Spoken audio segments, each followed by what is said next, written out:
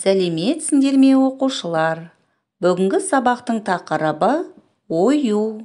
Бүгінгі сабақта мұғалімнің қолдауымен тыңдаған материалдың не туралы екенін түсінесің.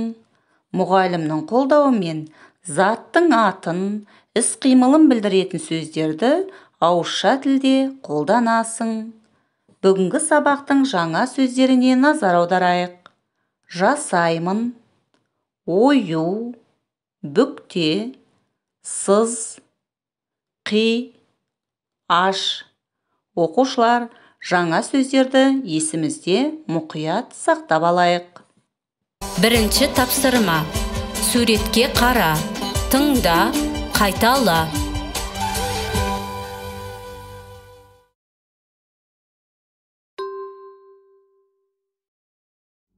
Мынау ою.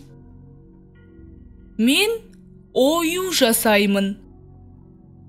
Маған қағаз, қайшы, қарындаш керек. Мен қағазды бүктеймін. Мен қарындашпен ою сызамын.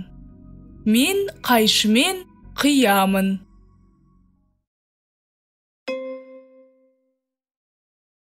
Екінші тапсырма. Суретке қара, тыңда, қайтала. Бүкте, сыз, қи, аш.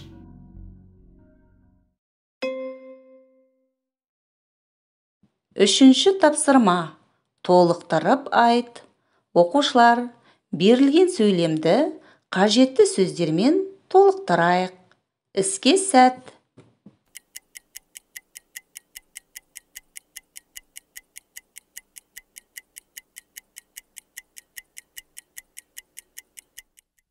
Сөйлемдерді қалай толықтырдық? Бірге тексерейік. Мен қағазды бүктеймін. Мен қарындашпен ою сызамын. Мен қайшымен қиямын. Оқушылар, сендердің де толықтырған сөйлемдерің сәтті орындалды деп сенемін. Төртінші тапсырма. Тыңда, қайтала.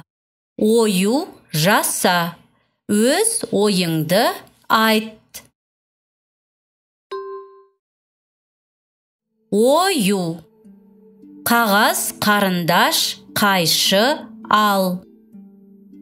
Қағазды бүкте.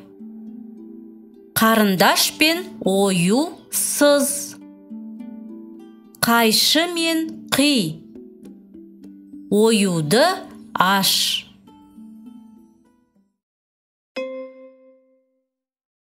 Сонымен оқушылар, бүгінгі сабақта не үйрендік? Мұғалімнің қолдауымен тыңдаған материалдың не туралы екенін түсіндің. Мұғалімнің қолдауымен заттың атын, іс-қимылын білдіретін сөздерді ауызша тілде қолдандың. Енді бүгінгі сабағымызға бас бармақ тәсілі арқылы кері байланыс жасайық. Сендерге бүгінгі сабақтың барлық тапсырмасы түсінікті болды деген ойдамын. Үйде екінші жұмыс дәптерінің 12-ші бетіндегі бірінші, екінші, үшінші тапсырмаларды жазбаша орындаймыз. Жаңа сөздерді жаттаймыз. Оқушылар, сабақ аяқталды. Сау болыңдар.